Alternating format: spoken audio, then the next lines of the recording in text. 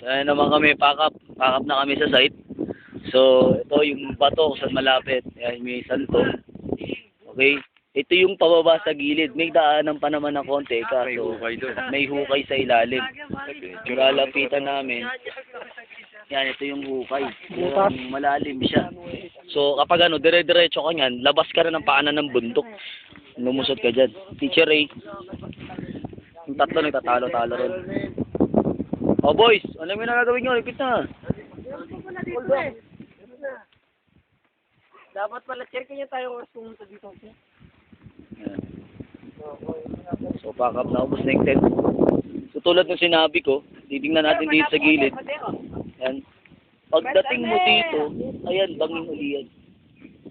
Okay, bangin uli siya. Sa gilid ng bato rito malaki, bangin din. Okay, ito yung likod. So, hindi kami makalakad ng maayos kasi may mga maliliit na butas na nakakatakot na medyo madulas.